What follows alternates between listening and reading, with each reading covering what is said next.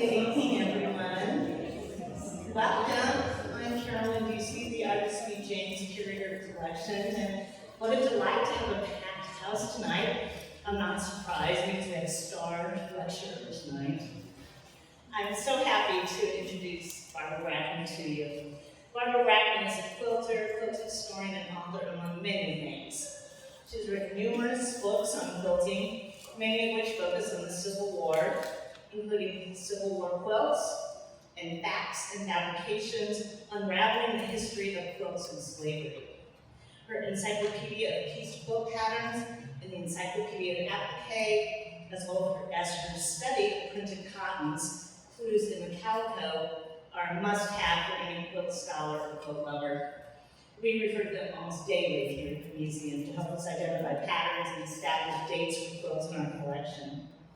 Barbara also writes a fascinating and very entertaining blog titled Material Culture, in which she researches various quilts and quilters and shares amazing genealogical and archival records. And I know you'll enjoy it. I encourage you to check it regularly.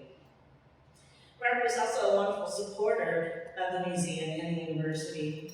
She and quilt historian Mary Kay Walbogo established a fund to support the quilt research collection at the UNL Special Collections and Archives. They have donated significant collections of archival materials and have encouraged other members to do so as well.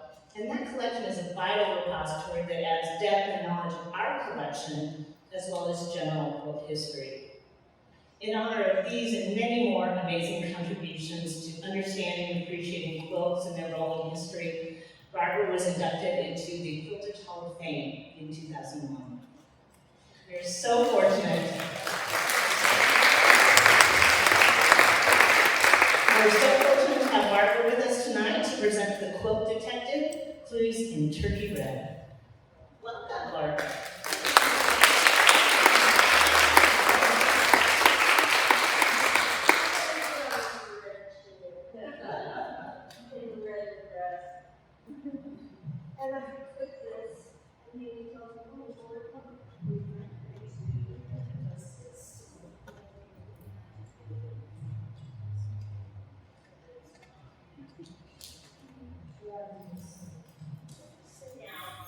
Barbara is not getting closer, sometimes these are sensitive, so if she's not, we will adjust, let us know. Yeah, just raise your hand. But that looks good. Good. Well, people say, you don't do this, but I forgot I don't do this.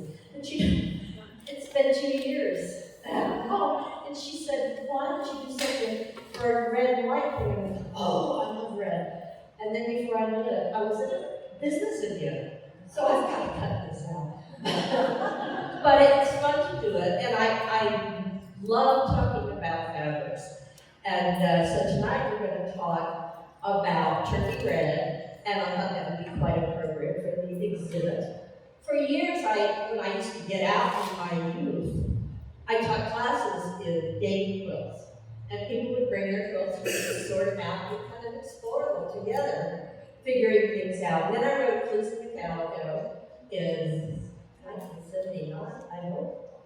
No, probably about 1989. And I haven't changed my mind too much since then, although I keep adding the information. So over the years, I have written several books about Clues in Calico, about the fabrics. And in the past 2 years, since I was home, I thought, first thing I did was learn how to sew. You'll probably all know how to sew. And now I'm, a producer, for heaven's sakes. And I have a show. My friends and I have a show called The Know-It-Alls. And I'm the director. And they are completely out of control. But we do enjoy it. And our producer, Tara Miller, and I decided that I should take all those lectures that I used to give and make a show out, a class. And so you get to hear the first one, and I only got one in the can. But this is the one. Now, how I started this was I had seen a museum curator date table styles by finding dated examples and then kind of putting them in a timeline. Table decoration, carpenters work. And I thought we could do that with quilts. So many 30 or 40 years, I have been obsessively collecting pictures of quilts that have the dates on them, some very obvious, like the one on 1854 at the top right. And the whole, I have dozens and dozens from 1854. Some years I have very few. And you can really see fads come and go. But in the 1840s and 50s were very big for quilts, and very big for turkey red quilts, so which is good for looking at the various differences. And as Carol said, I do this blog, and under my name, Barbara Brackman, you look at this material for quilts. I've had many things to tell, but you already told them all. So we're going to talk about one specific popular color in quilts, turkey red. And have to say right from the beginning, though, that this particular dye, it's really not a dye, but a process, this particular kind of cotton fabric is not a good food. They started importing it, we started importing it in 1840, and about 1940, just before World War II, people stopped making it. So there's 100 years, that's not very good. But we can go finer and look at details of turkey red prints and solids, and also look at the style of the quilt, and that can help us date. But you can see we have quilts from the 1840s up to 1926. And Carolyn last night had a quilt up here, a turkey red and white quilt from the Rose collection that was, I think, in the 30s. And you see it up until about World War II, as I say. We're going to look specifically at prints to start with, because the prints are the best clues. And especially the multicolored prints. If you know anything about antique quilts, you have seen these multicolored prints, all with the red background. Turkey red is not the figure, it's the background. Like indigo. Indigo is not the figure, it's the background. And we'll see lots of details. I wish that, we had a blackout curtain here, but I hope you can see the details. And if you know anything about quilts, you know what we're looking at anyway. You've seen it. But so these are a better clue than just 100 years and 1840, 1940. These are a good clue from 1840 to 1865. And 25 years there, and I'll tell you as we go through this why those are the dates. We began importing turkey red. We didn't make it in the United States. We began importing in about 1840, and so I'll just tell you right now, that's why it's the earliest date for these prints. And then you have to know more about turkey red than you ever wanted to. I'm not a chemist. It involved things like arithmetic, and I was never good at it. But I did have spent a lot of time trying to figure out dye processes, how a print gets put on a piece of cotton. So the people on the right, who don't look very happy in their work, it might be because there's lots of bad smelling in this process. But these guys are not making cotton. These guys are making wool or silk. You cannot get a good red in cotton with natural dyes by dyeing whole cloth. The whole system for turkey red was yarn dye, and we'll talk about that in a few more slides. This text down there at the bottom is from 1786, 10 years after we declared our independence. And this is some English copyright information, I guess, for the most part. And he's talking about a red color, never before made, that was permanent.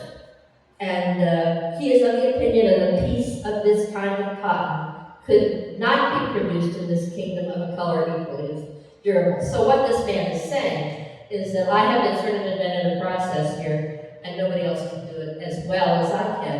And the main thing is permanence, is it colorfast.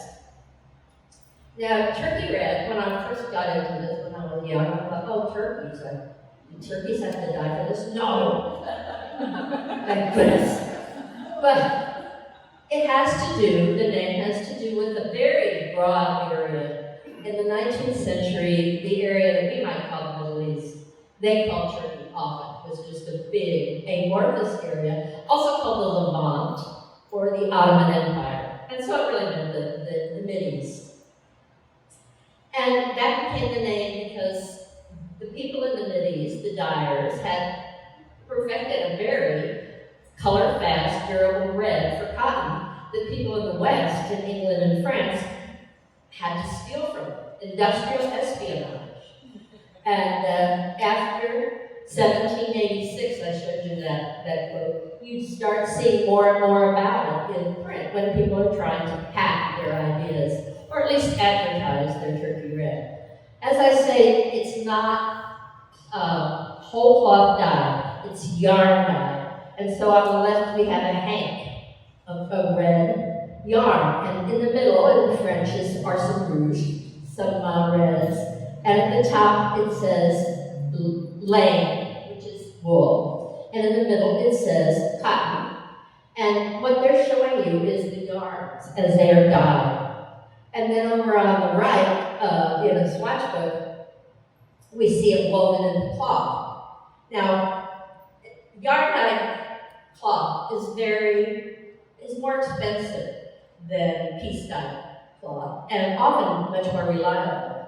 And so this was more expensive than other cottons at the time, and it was worth it to people because people love red, as Laura's going to know. I found this in the bottom of my suitcase today, a day late. But anyway, people love red, and it was a big seller. So this down at the bottom we have from Manchester, England, still in the 18th century, someone who's advertising that if you want to take in your hank cotton, which means the yarns, for dyeing, put it in turkey red, and he will return it to you in 3 or 4 weeks. So that was sort of the system. Now the dye stuff is madder. Madder is a very common vegetable dye, a root.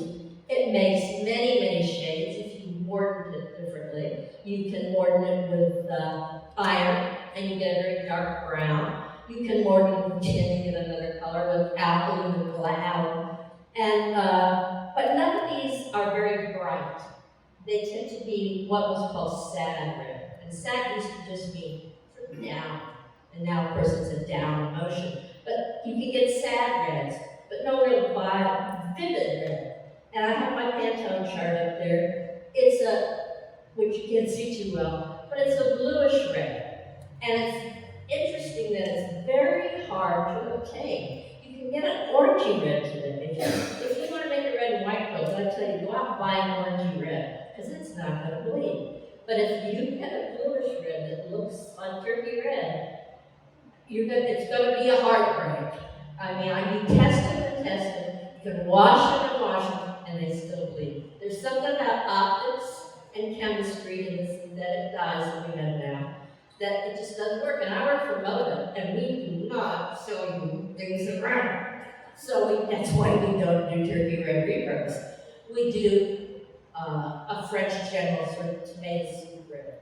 It's a lovely red, but that's what doesn't run. So until we figure out some synthetic that really does produce that beautiful bluish, vivid red, you're not going to get any good turkey reds that you can count on. Now, dye stuff is madder. That's just one part of it. There's a whole list of steps there.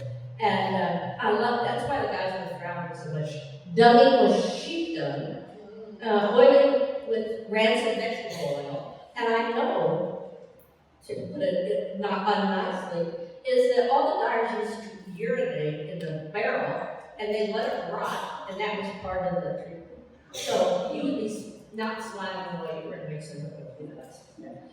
It's important to remember that this is just for cotton, although there are references to linen. The cellulosic fibers. Wool and silk are easier to dye than cotton, and there are many other ways to get reds with wool and silk. But this is, the sheet down there is to remind me, to tell you that wool just is not turkey red. And sometimes you'll see a turkey red carpet advertised. But that sort of refers to turkey, but it's not the same dye process at all. So once it is, the hank of yarn is cleaned, done, colored with the madder, mortared with alum, and then cleared bright, you have this very durable red yarn. And then you can weave it into cloth. And usually in the early days, these were two separate processes by two separate factories. So there were dyers and there were weavers. Now this was hot. People loved it. And it became sort of a whole style that we might call French Provincial. I'll show you some more of the patterns from that era. But what became interesting to people was complex prints with many different colors. And that's what we see in these early quilts, early 1840s here. But you can see that they are multicolored. And that began about 1810, 1813. Another English printer figured out how to get pattern onto this solid cloth. And what he invented was a bleach process, a discharge process. Now, you all probably bleached something out unwittingly when you were young or in a hurry, but you know what Clorox will do to a nice indigo. And they realized this, and of course, if you are good at printing, these are late 19th century, maybe early 20th, but if you're good at it, you can discharge the dye and you get a white print. So, you can discharge it with what we would call a bleach, but that the dyers might call a discharge agent, because there were other things besides bleach. Now, bleach is something we take for granted. It was not, chlorine bleach was not discovered until 1798. So all the years before that, when people were making cloth and trying to get white, you know, everybody wants a white cotton, and cotton was a Tennessee yellow time. They had to think of other methods. So they started with some acids, and then someone discovered that chloride of lime, Clorox, will work. And this is Mr. Tennant of Glasgow, Scotland. And then you can see there's a lot of different steps in it here. But turkey red first introduced into printing by Monsieur Coquelin, and he was French, or Alsace-Lorraine. And then James Thompson figured out the discharging system where you could get white. Before that bleach, their chemical bleach, and here Clorox, you know, I don't know when they started Clorox, but before that, they would bleach out the white cottons or clear them by laying them out in the sun and the grass. And you've probably heard that people used to do that. And it does work. It's not the grass, it's the sun. It's nothing to do with the grass, but it's sun bleaching. And so many of the bleach yards, which were around the textile factories, were enormous, so they could lay all their yardage out there. And everybody who worked in the bleach yard had to walk through the croft, which is a Dutch term. And everybody, when they first invented chemical bleaching, everybody was so thrilled because they could build their house closer to the mill. But here we have a 1650 illustration of a Dutch bleach yard. And they had those in New England and Philadelphia until, until about 1800, when chemical bleach of various kinds was introduced. Now, Mr. Copeland was brilliant, and so was Mr. Thompson. And they, just like engineers everywhere, they just kept fussing, which is a good thing. We like that in engineers. I don't know if we are engineers, I'm a consultant. They do like to improve things. So one thing that they figured out was as you bleach, apply that bleach with a roller or a woodblock. It's a paste. You can also add a mordant for yellow, and that will make the yellow fast. So you dip this red fabric, first you print the mordant and the bleach, and leave it on there, and then you dip it in yellow. And it makes perfect registration. Now, see, this is beyond me. I've talked to the dyers and printers that I work with, I go to, yeah, forget it. But they know what they're doing, and we don't use rollers and we use silk screens. But, and we use synthetics. But we're always interested in perfect registration. You want the flower to be where the flower is supposed to be. And the great thing about the yellow was it worked great. And so Thompson was really, I guess, the guy who got credit for this. Now, another thing you could do, which was even easier, would be that you take your red fabric that had been woven, and then you just print something darker over it, which is very logical. And here we have two. I will show the dots because that's as simple. Your thumb is as simple as you can get with a figure. But stripes and dots are very basic, and you print the border for brown, matte brown, over the red, and then dip it in again, and you get this dark figure, and there's only one flaw. It rots away. We'll discuss that in a few minutes. Anybody who has antique quilts, you go, oh, look at that portrait here. So they're developing these ideas. Mordants for brown and yellow on top of that turkey red fabric process will give you very simple patterns, very relatively inexpensively, and you get an awful lot of brown and yellow prints. And these are early, 1820s. Now the thing is, European prints, Europeans had these. We did not make them. And it took until about 1840 for them to really come over here and influence the quilts. So here's a couple of prints, early and late, with a very simple printing. Now, the only flaw, of course, is that the browns will rot away and leave what looks almost, when you're first new to this, it looks like some kind of a plant, that somebody has bleached out or leached out a pattern there. You wonder, why? Well, it wasn't deliberate. The flaw in these brown prints was that it would rot away with time. And it's because, and we'll talk about it a little bit more, but iron interacts with the oxygen in the air, and you may remember when you were a kid that cars rusted. They don't rust, I don't know why they don't rust, engineers. But what essentially is happening here is things are rusting.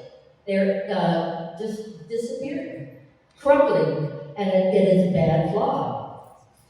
The engineers figured out you could add glue. So here I have two very similar prints with getting more and more complicated. And it's just a matter of discharging, reserving, printing mordants, and then dipping it in dyes.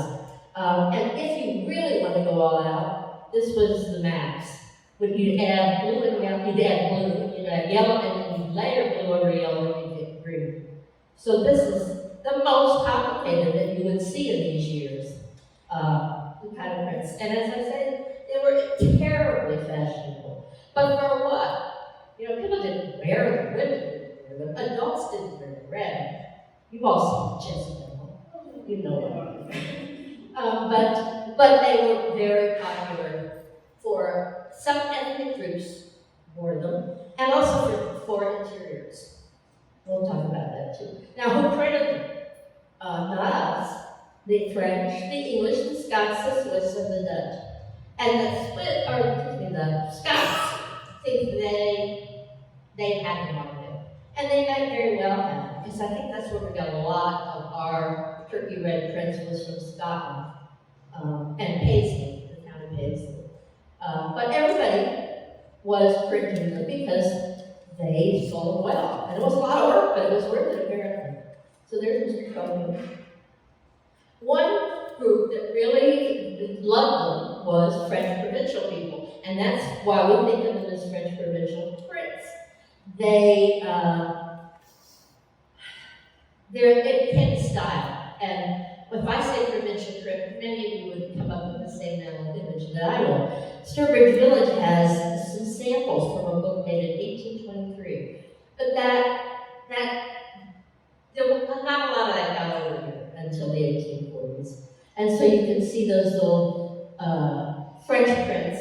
There were names where the mignonette is one of my favorite names. And there were cute little things, little flowers, florals, sort of. So it was a lot of vignettes, a lot of stripes, and they came in other colors too, but it's that primary color with small scale cotton prints. Now in Provence, the women had a certain kind of ethnic costume that they wore, and often they would have shawls, wherever a scarf or a shawl that was red and had something to do with these prints. I couldn't find a good postcard of one of these prints, but she's wearing probably a wool red paisley shawl. And as I said, it didn't get here till 1840, but during the age of sail, the biggest port in America was Philadelphia, and that's where they came to. Here's an ad from 1840 explaining turkey red and 3-4 fancy prints. I don't know what the 3-4 meant, but it was important enough that people used that term to advertise it and announce they had it. And of course, Philadelphia was the perfect place because who loved red more than the Pennsylvania Germans? And this is a totally unrelated style because it's German, and they were not on that list of dyers. Germany, was a matter of small kingdoms at that time, not really a country, but everybody spoke German, and they had this common folk art aesthetic, and they loved red and green. So the tinware is red and green. I'm sure that wooden chest once was red and green, but it's faded. So the happy accident of Philadelphia being the big port and Pennsylvania Germans being the customers made it very popular in Pennsylvania. And we get the perfect Pennsylvania quilt, the perfect red and green quilt. And here's one dated 1846. So you see a lot of red and green quilts. Now that wasn't what Joanna Rose collected. She didn't want any other color. It can be fussy. But anyway, what we see in the 1840s is these prints. And so I've gone on and on about it because that is one of the best clues. If you get these multicolored turkey red prints, you've got something before the Civil War. There are exceptions to that, and I've been fooled. There were quilts made in the 1880s, but for the most part, you can generalize. But what were they used for? As I said, women didn't wear them. In Kansas, we had a diarist from New England who was appalled to see the Southern women would wear red undersleeves. I don't know why. She indicated how disgusting that was. Now, I would rather have a red undersleeve than a white one. If I'm living in Kansas in 1855. It would be easier to keep clean. But there was a big fashion for wearing red in various forms as an home wear, sort of the bathrobe. We call that a bathrobe. That's Amos Lawrence, for whom our town is named. Amos Lawrence is probably wearing a wool paisley banyan, not a bathrobe, a banyan. And his whole room, everything's red. So the interior houses, interior decorating more is very wrapped up in sort of Oriental, as they called it, Middle Eastern, Asian idea, and these fit in fine. Little girls were certainly allowed to wear them, little boys and big boys. Turkey red shirts were very common. And so that was one reason besides quilts why we imported that fabric. Now what happened to the turkey red print style was the Civil War. On the left we have Uncle Sam fighting the southern gentlemen. And during the Civil War, there was what's called a cotton famine, a whole other lecture. But if you can look at the little statistical chart down there, in 1861, the South exported 4,500,000 bales of cotton. 4 years later, they were down to 300,000. And the people who suffered the famine were the people who were burning cotton. They were very upset because nothing was coming in. And that was what these factories were based on. So the cotton famine was a real disaster economically, and of course the Civil War was a horrible thing. And prices for fabric went up. After the war, we have up there on the right peace prices.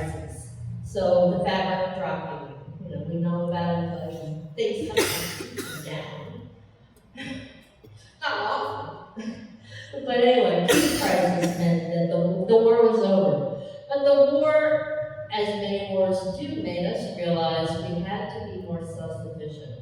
We had to stop relying so much on international trade. Now, we go back and forth about that. So after the war, we just stopped importing those turkey red prints. Not like we had before, I mean, not total stuff, but it became kind of patriotic to buy American. And the printers in New England, which is where most of the cotton printing took place, they began learning the techniques, a little more industrial espionage. Plus, talking to a guy who's a good printer in Scotland, into moving to New York City was hard. I stayed in Scotland, but anyway, so that's why there's an end date of 1865. You see exceptions, but that's the trend. Now, we haven't talked about solids. As I say, 1840, 1940, they're not often dated, but they're fun to look at. So you can look at some. And here's some dated examples. People use the solids all the time, and they were the cheaper, because they were not, they didn't have the gorillaz processes. It was just the hand cotton and woven into a very good, very durable red that didn't bleed, it didn't fade from light. What's not to like? So after 1870 or so, you really see much more emphasis on the solids because the prints were rarer. So there's some 1870s quilts. And this is the period, Joanna Rose's collection. This is what she was looking at. And so style of the quilt sometimes really tells you, the turkey red solid tells you nothing. But the style of the quilt, the red and white, I think after 1880, but I'm sure some were made in the 1870s. And we were making these ourselves. We, in New England, we were figuring out how to dye the yarn with the natural dyes. But there was a lot of chemistry going on, chemical experimentation. And one of the things that people worked on was synthesizing the matter. And it was called alizarin. It was very, very effective. You could make turkey red with alizarin, which was a copy, I don't get this either, but a copy of the natural coloring. And we adapted that quite easily because it was more expensive, and it was something we could specialize in. Now, the people who really suffered when alizarin was introduced were the people who raised madder.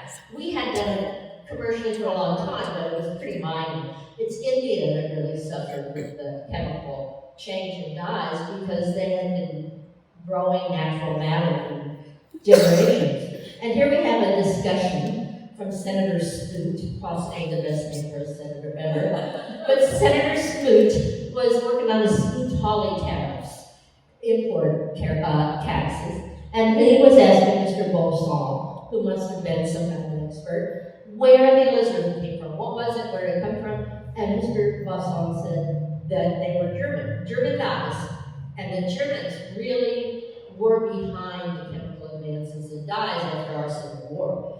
So even though they didn't really print much or dye much, they held patents. And here's, I'm sorry, Joanna Rose isn't here. We could probably make her fall over a chair in delight. Just tons of these red and white quilts were made. And the ones that are dated tend to be after 1880. So here's a couple more. And there's Joanna's show up there. That one with the hands is one we have at the Kansas Museum of History. It's Mother traced around the kid's hands for a quilt. It's thorough. So we've got lots of dated quilts, lots of examples. But when you see the red and white, solid red, white, think after 1880. Now, once we started doing turkey red and we do the shortcuts, you could bleach it out and get a figure. Now, you can see there's kind of not the creativity in the figures that we were producing. It's not quite the same quality as the Scottish things from French things from the early part of the 19th century. But you could discharge a white figure and overprint a dark, with the same problems. Once you overprint, you get rotting, or you can combine them. And there were just tons of these. That plaid on the bottom right is so common. So when America started doing these turkey red prints, they tended to not do the multicolors. They stuck with those two easy things. Although you do see yellow. And what they were doing was discharging. And there's tons of different ways to do it, you can see here. And that's it. It's just not the same print, you know, it's nice enough, but it's not those multicolored prints. And so the whole fad for using the turkey red prints as the center of the aesthetic sort of faded away. People still used them, but they were part of a combination. And then there was a new fad. Now, I'm talking about Amos Lawrence and his bathrobe. When we think of robe, if someone says, I'm going to go buy a new robe, you're thinking of his bathrobe. In 1900, robe meant a blanket. And so here we have robe prints. And these were made in America in New England to make comforters out of, tied comforters. And it was a time when the little girl and the dog down there are living a life of just uncontrollable pattern. People just loved pattern on pattern. I would get a migraine in a matter of minutes. But the robes were very busy, and they were done in the easy ways. Usually a red with a bleached out white or a discharge white or an overdyed brown. But in very florid kind of patterns. And a printing company that did the turkey red robes was an American company.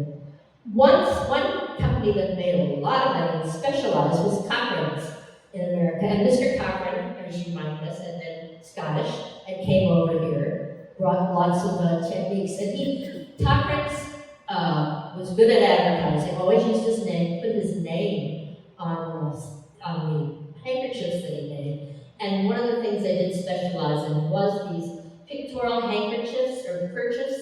And every man had to have a Cochrane's red handkerchief in his pocket. And there were 2 or 3 specialties, advertising like John Lewis or souvenirs, and the third was political. So if you look at political textiles from the 1880s up to 1920, you know, here's Teddy Roosevelt on Cochrane's handkerchief. Bandana is another one. So Cochrane's was big, and they really used their name as a brand name. But they also did larger trips. Then about that time, you start seeing these cliches of little ditzies. We call them ditzies in the fabric business. And they were advertised as oil-boiled calicos. Remember that I said that they boiled them in rinse and oil. No one ever said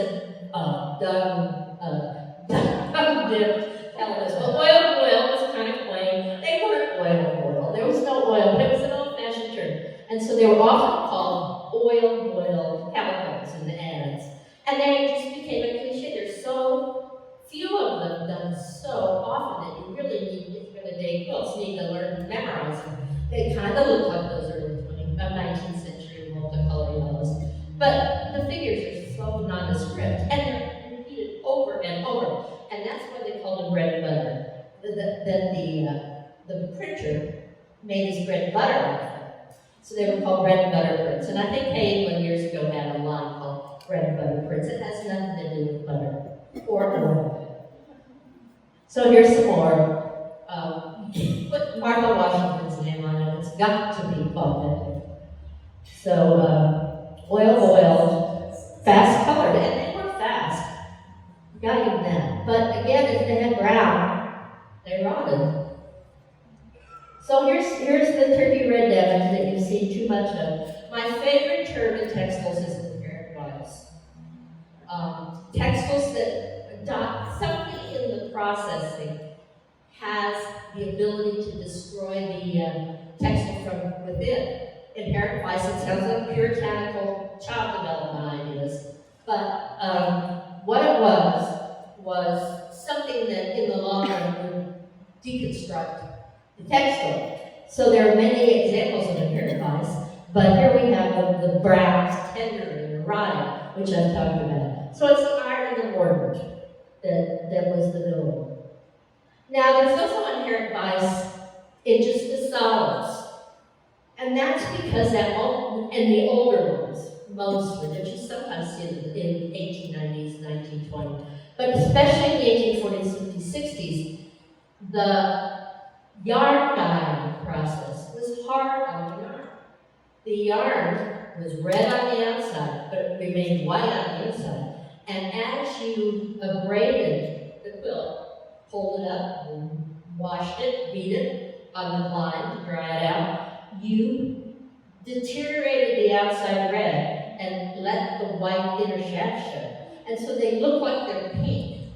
But if you look at them closely, you can see that they're streaked. They almost look like a chambray, which is a white yarn cross with a color. But they're not. The inner shaft of that yarn is showing. And that's probably because of the abuse that yarn took in all that rancid oil and dyeing and things like that. So you often see solid turkey reds doing this, and you know what's going to happen next is that it's going to start to rot. So here are some examples where you can actually see the yarn, the inner shaft of the yarn coming through, and that's the way solid turkey red wears.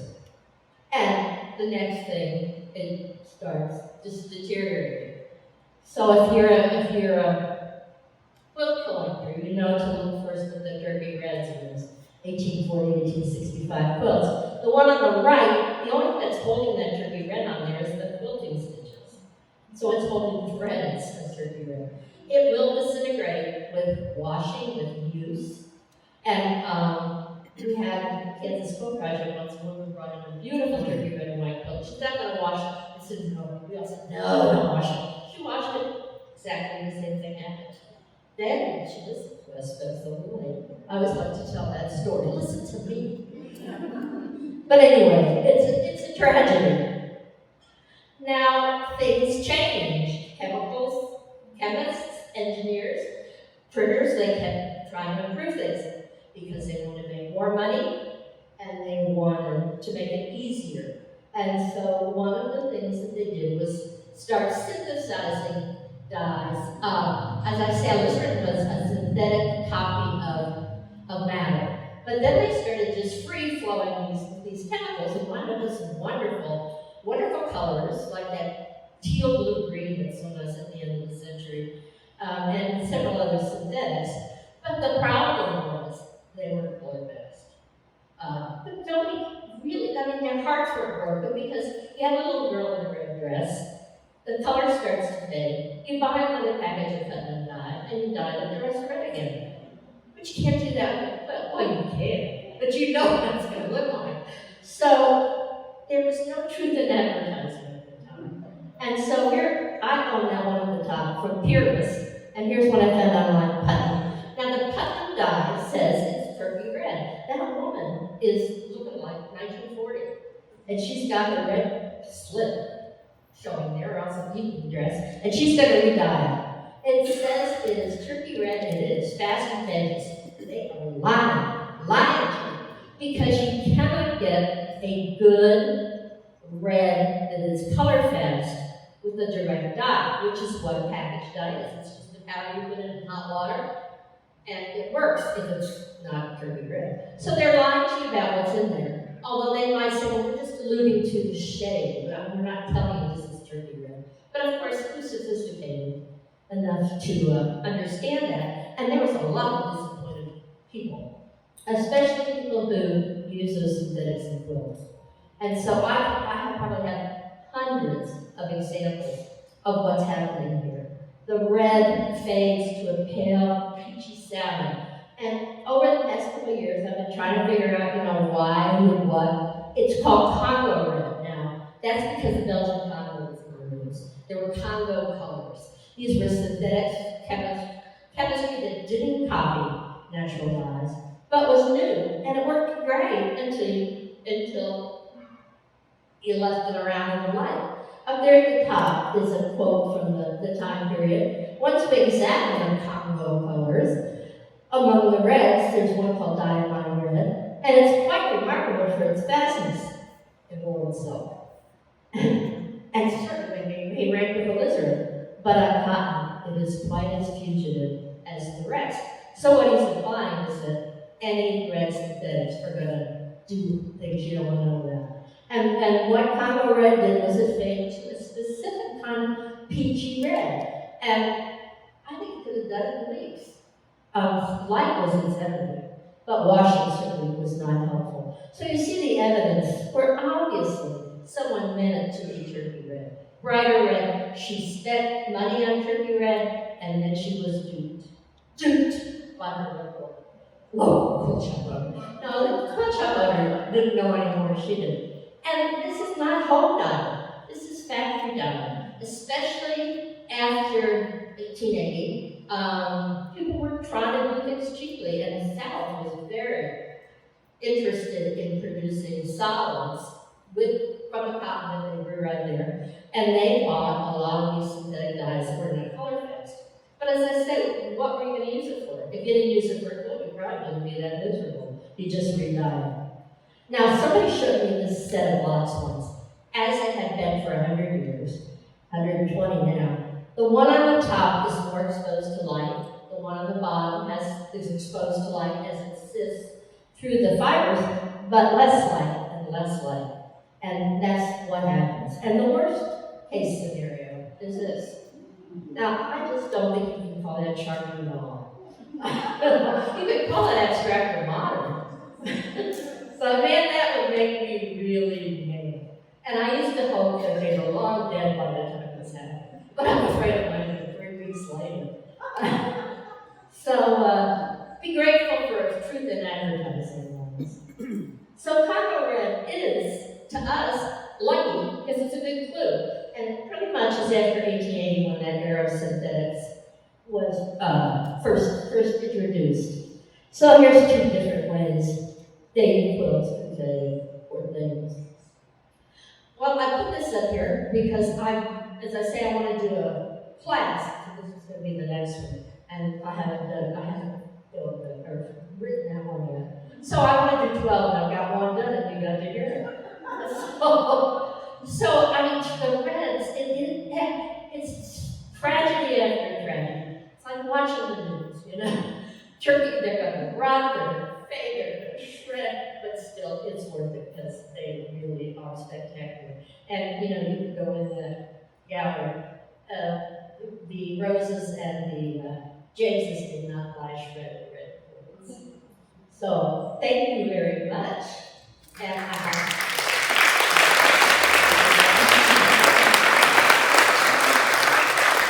have time for questions.